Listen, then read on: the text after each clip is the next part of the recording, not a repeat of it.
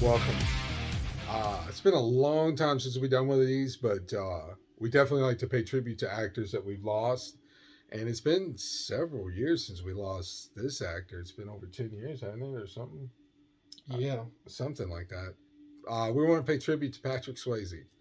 We are going to discuss his film career. If we've seen the movie, try to give a brief outline of the film if we've seen it, and just talk a little bit about what we felt like to us as his acting skills. Yeah. But let's just get right into it. Okay, I might skip some of his early stuff. What he did in 1979. He did Skate Down USA, Comeback Kid. He was in an episode of MASH, Return of the Rebels, Pigs versus Freaks. Ooh, man.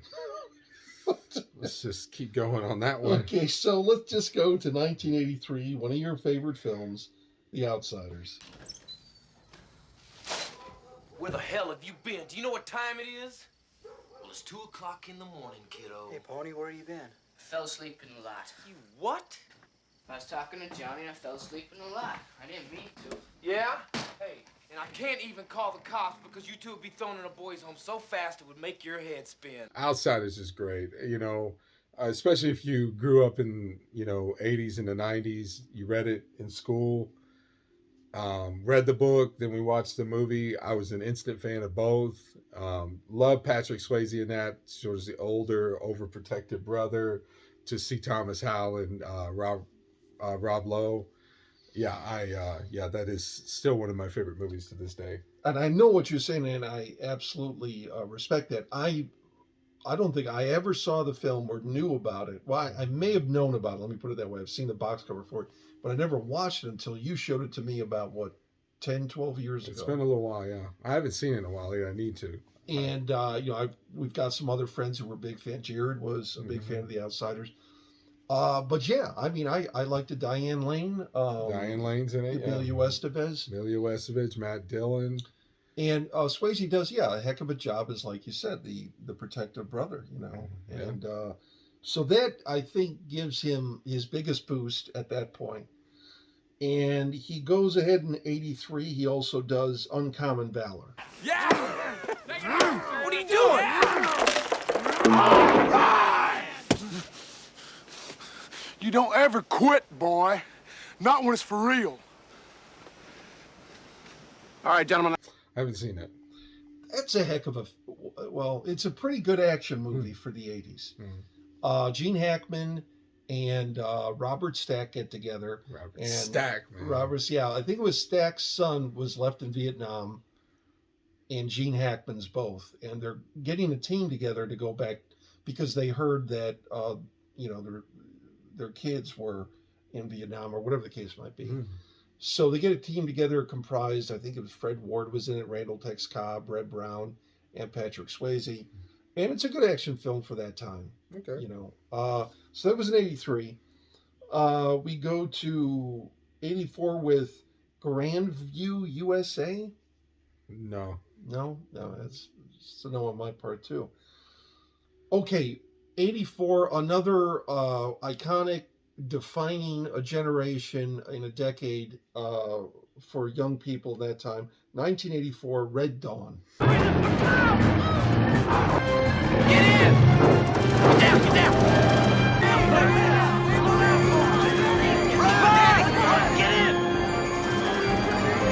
Red Dawn. We watched about half of this film, and then we turned it off.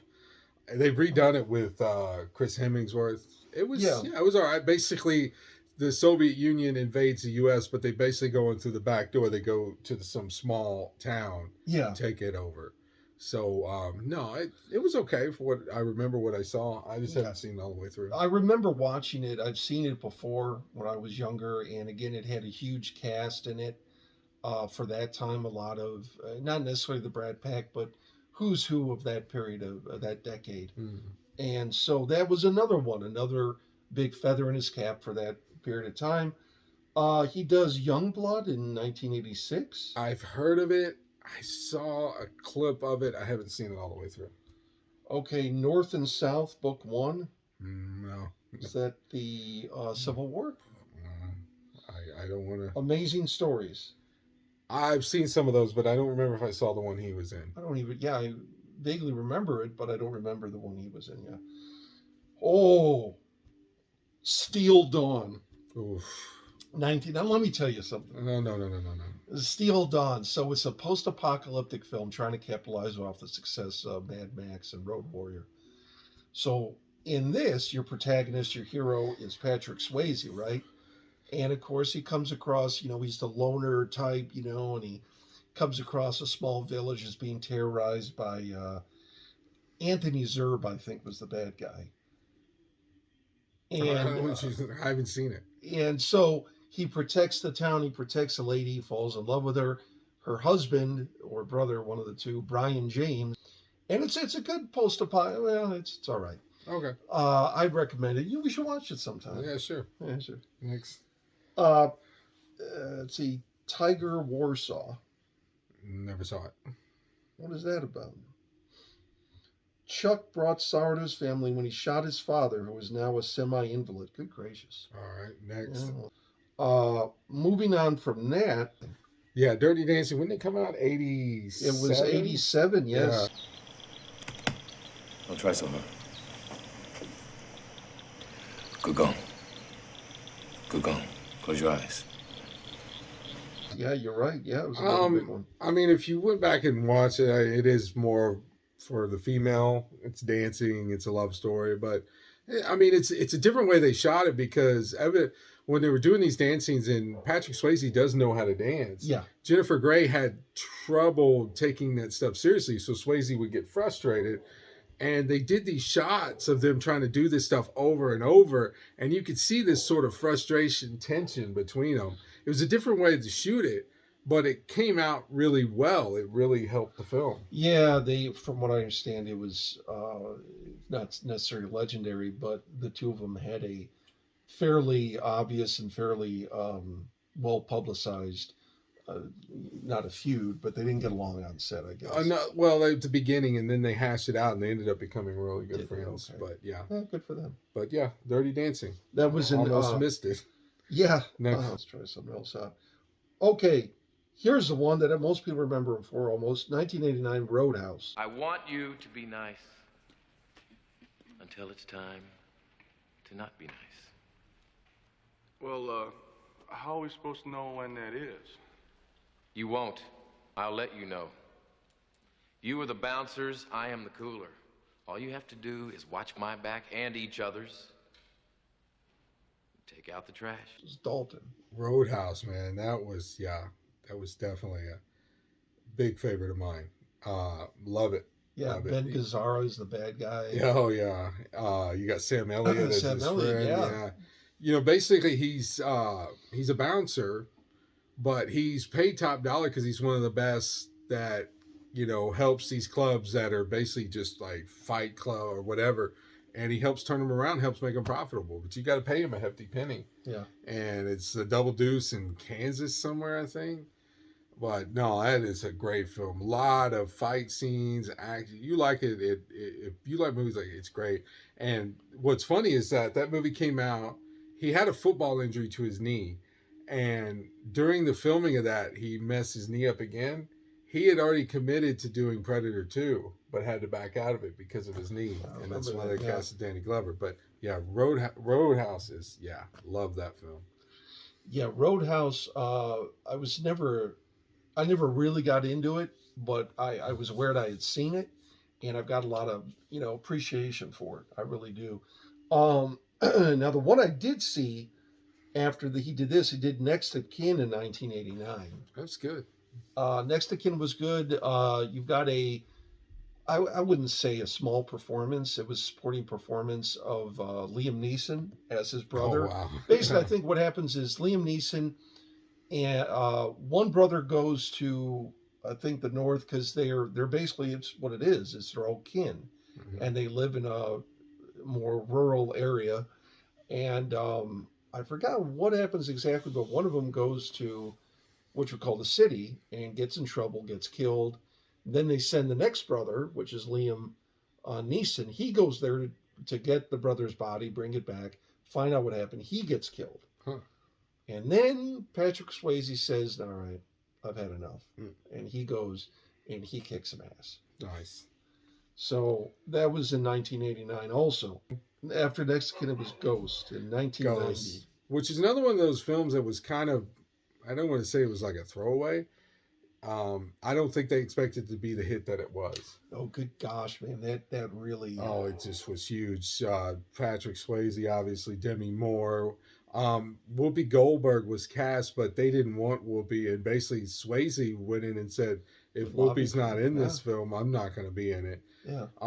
But, you know, he's just kind of a normal guy. He's got a bank job or something. And he starts noticing there's a lot of money in there. Well, all of a sudden he gets killed and he's a ghost. So he's there, but obviously the audience can see him, but nobody around Right, sees him. and mentioned that it was his buddy, Yeah. Tony Goldwyn. Yeah, he had him killed, which is sad.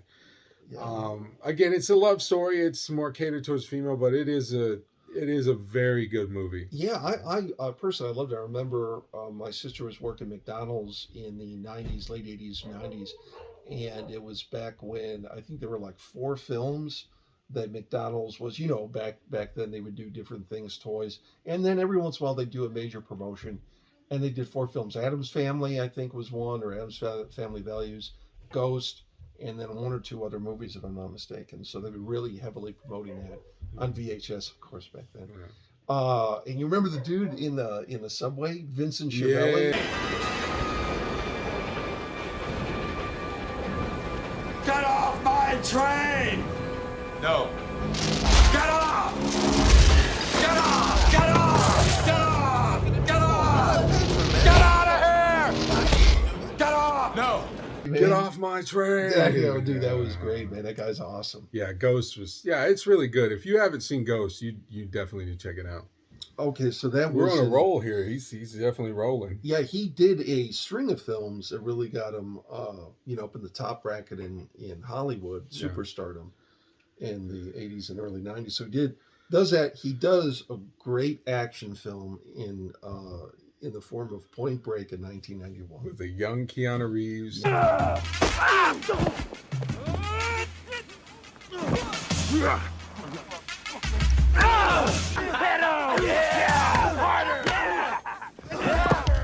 Back off! He's with me!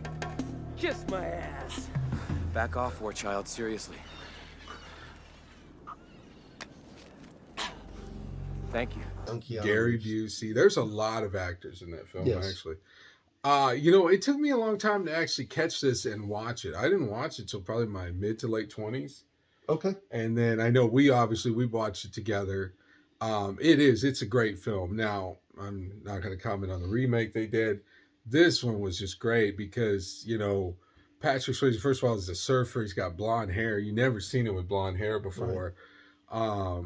It's just great. Like I said, young Keanu Reeves, who's a cop, and he's trying to find these surfers who were bank robbers, which it turns out to be Swayze and his friends. It's great. It's a very original premise. Yes. I don't, taking surfer people, the surfer culture, and then combining it with like a crime thriller. Yeah. It's really ingenious, man. The ex-presidents. Yeah. Surfing their way. Yeah. And then you throw the wild card at Gary Busey. Gary in there, Busey, man. That's a great line because he's like, "It's surfers. How hard can it be?" And then Keanu Reeves almost dies from surfing. And you got, Lori Petty, Yes. supporting performance, and then in a small role, Tom Sizemore as a DEA agent. Yes. Ironically. Point Break was great. Really good, yeah. So that was in 91. And after that, he had a small part in a film that was basically an insider's view of Hollywood, The Player with Tim Robbins. Never saw it. It's not, and I say this is strange, it's not an easy film to watch because it's really, it's like an inside view of Hollywood. It's like an inside joke, though it's not a joke, man. It's interesting, I guess, but it's one to watch. That was a Player that was in 92. 92, he also did City of Joy, which I heard is really, really good. I've heard it's good. Never seen it. Yeah. Fatherhood in 93. I've seen that. I don't know if I've seen it from beginning to end, but I guess you'd say he almost kidnaps his kids. He's basically a criminal. Right, yeah. And again, it's been a long time since I've seen this, and I don't know if I've seen it from beginning to end, but he does basically bond with his kids because he is running from the law. He has his kids. I don't want to start saying this or that happens because I don't really remember, but that was the premise of it, that he was a father who was a criminal and he has his kids on the run. It's sort of like a drama comedy. Yeah, pretty much. Because Okay. at one point I think he lets one of the kids drive and she's nowhere near old enough. Okay, Yeah. So that was in 93. In 95, he does Tall Tale, You know, I've heard of that. I don't think I've ever seen it. Pecos Spill. That's one I wouldn't mind watching. Huh. In 95, he also does Tu Wong Fu, Thanks for Everything, Julie Newmar. The drag queen ones. Yeah, with Wesley Snipes and John John Leguizamo, man. Leguizamo, which there was a iconic, they actually fighted off screen, John Leguizamo and Patrick Swayze. Yeah. I think Swayze was having a problem with alcohol and he was going to rehab or something, and he was getting frustrated at Leguizamo's sort of improving. Yeah. Leguizamo looked at it as like this was his big break. This was going to be his Sure. breakout movie. Why, I don't know. But anyway, and Swayze basically told him, hey, man, just read the script. I don't know where you're at. And it ended up being a back and forth. Leguizamo, I watched the interview of that, and he said he feel terrible to this day because he never got to apologize and sort of squash that between him and Swayze, because they did the film and they moved on. Back to the film, though, I've never seen it. I've never had the opportunity to watch it. Yes, and and as far as what you were talking about, Leguizamo, again, you have to give the man. Well, I say that, you got to give somebody a certain percentage of leeway. Like, you're reaching for the star, you're reaching for the brass ring. You're a young up and coming actor, and you want to, make your footprint. Yeah. And here's this established actor in the form of Patrick Swayze. Just stop it. I know what you're trying to do. Just give the performance you need to. Yeah. So that was in 95. In 95, he does another film, Three Wishes. Never saw it. I don't even think I've heard of that. So skip ahead. For some reason, there's a 3-year gap. In 98, he does a action thriller called Black Dog. You gonna make it up this grade with a load this heavy? It's not the getting up, it's the getting down. Now check him out. He's cocky because he's got a light load. But over on the backside, if he misses a gear or doesn't brake just right, he's gonna lose it. Can't you just hit the brakes? Load this heavy, we just fry him. What if something just like jumps out in front of you and you have to stop? Don't. What was that? A Mazda. I remember when this came out as a kid, and I remember even my parents kind of making the comment that he was on the decline. Yeah. I've never, I'm kind of interested in seeing it. I've never had the opportunity to watch it, but I know he's a truck driver that sort of he's just in the wrong place at the wrong time, more or less. It seems with Hollywood and whatnot, we've seen before, Tombstone, Wyatt Earp, Beat Street, Breaking Electric Boogaloo, and things of that nature. Well, we're talking about Swayze. Well, yeah, I'm getting to that. But here we have Black Dog. In a couple years previous, they did another film about, with truck driving and whatnot, a thriller movie called Breakdown with Kurt Russell. So I think you it was see, around the same time, actually. yeah. So you have one that does really well in the form of Kurt Russell, and you have one that sort of goes under the radar. I think Meatloaf was in this one. I think you're right. Yeah. That doesn't help anybody, I don't think. So, talking about being on the decline, so here we go from Black Dog to a movie called Letters from a Killer in 98. I think I've heard of that, but never saw it. Yeah. I think it's a TV movie. Ooh. I don't know. So then he goes from that to 2000 Forever Lulu. No. With Melanie Griffith, who certainly by that point was not enjoying a high point Let's not criticize her. I'm sure it's a lovely film. I'm sure. 2001, Green Dragon. No. Yeah. Now we're getting to where I've never even heard of some of these. Donnie Darko in 2001. Good morning. Good morning.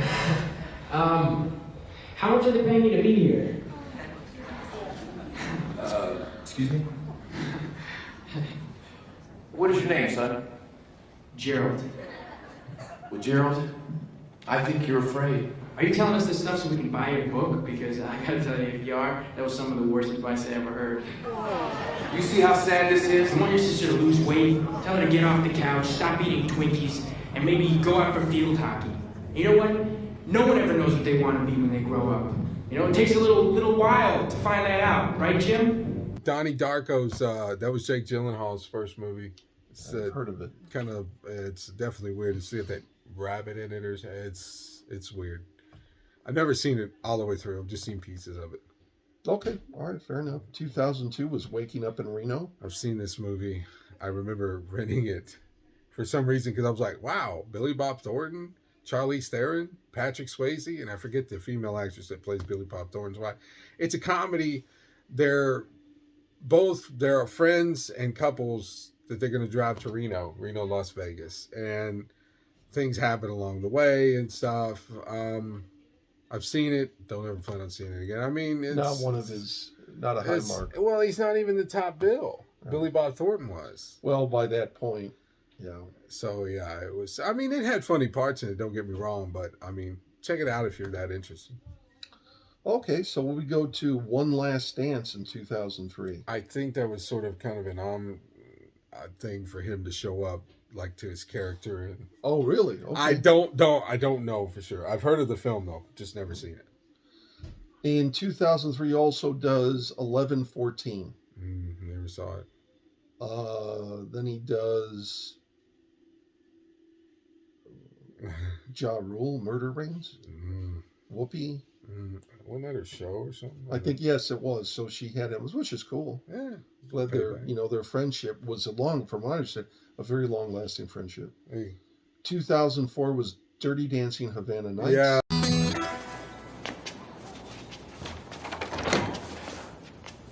Hey. Sorry. No, stay. I'm almost done anyway. So what did you decide? I entered the contest. All right. That was some of that quasi sequel. Never seen it. I just heard that, and I think he just has like a cameo in it. 2004, George and the Dragon. Nope. Also in 2004, King Solomon's Mines.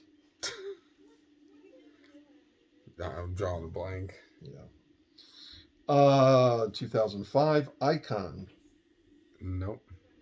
Keeping Mum in 2005. No. Christmas in Wonderland in 2006. Wow. No. Oh, The Fox and the Hound Part 2. Hey, something. Yeah, in 2006. Yeah, that was all right. Jump in 2007. No. And in 2009, he does something that has also become, probably the big thing he did in the last part of his life, The Beast. You miss me? I caught you and put you here. No, I don't miss you. So there's a big shipment coming in, and I need to know who the buyer is. There is payment for these services. You get the U.S. attorney to offer me a deal? Transfer to something medium security? Nope. You didn't drive all the way out here empty-handed. Actually, you're gonna pay me. And if you don't, I cannot guarantee the safety of this address. The witness protection program is my bitch. Television show. I want to see this, not only because he was diagnosed with cancer. Was it the beginning of production? Yeah, and did it, and they say he just knocked this out of the park. Yeah. They obviously had to cancel it short, I think, because of his health. But I've heard really, really good things about this, and I've always wanted to watch it. I don't remember what network it was on, if it's on a streaming service to watch, but I'm telling you, if that popped up that I could watch it, I'd watch it tomorrow. I think it was just the one season, was it? Yeah, I think that's it. And I could have sworn it was longer than that. But, it just, again, in service of Patrick Swayze, the fact that it was only once yet it has enjoyed this much notoriety, publicity after all these years. And then he did some film called Powder Blue in '09, which I guess he was the last project he ever worked on. Yeah, see, I had no idea. The last thing that I had known was that Beast. But out of all that, what was your favorite? Just a really great body of work he had there. I know there's many things I didn't see. I think probably my favorite performance of his would probably have to be either Point Break, or I do have a special. Ghost sort of sits in my mind heavily because I saw it several times as a kid, and I really liked him and Demi Moore and Whoopi Goldberg. Thought it was a good film.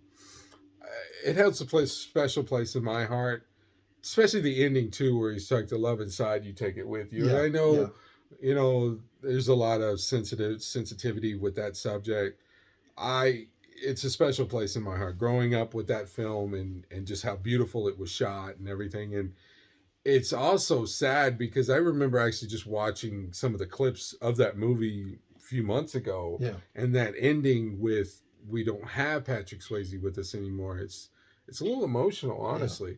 That and I will say this too. Dirty Dancing kind of holds a little special place in my heart. Again, I know it's a kind of a female film and it's about dancing, but the performances and how it was shot, and then I've watched stuff on how it was shot behind the scenes and all that. I have a lot of respect for that film. If you're asking me which one is my favorite, Roadhouse and Point Break are right there. I'd have to side with Roadhouse just because I really do love that film, but Point Break is a close second. We're talking about a guy here whose talent I really believe, it's 2009 was The Beast, that I really believe if he would have lived longer, he would have seen a tremendous resurgence in his career. Yeah. And it's a terrible thing. It's sad that, and again, a lot of actors go through this, but he did have a sharp decline. Yeah. And did a lot of movies that were probably in those that we named with direct to video, but overall body of work and his acting ability, and we didn't even mention during the Dirty Dancing, he wrote a song and sang for it. She's Like the Wind. And I didn't know that till a few years ago. Yeah. Yeah. I really didn't know that he sung that song. I knew the song, but it just for some reason didn't dawn on me that he sung it. And he wrote it for his wife that he was married to his whole career until he passed. He's one of those guys, not just on a professional but on a personal level, that seems to be above reproach. And and that's all I can really say is that it's a shame that he's still not with us. Yeah. But as a tribute to Patrick Swayze, let us know, were there any films that were your favorites? What did you like? What did you dislike? And there you go. See you in another one.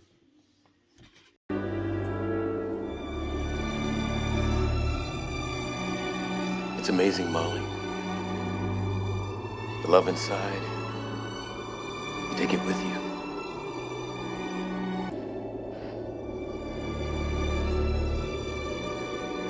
See ya.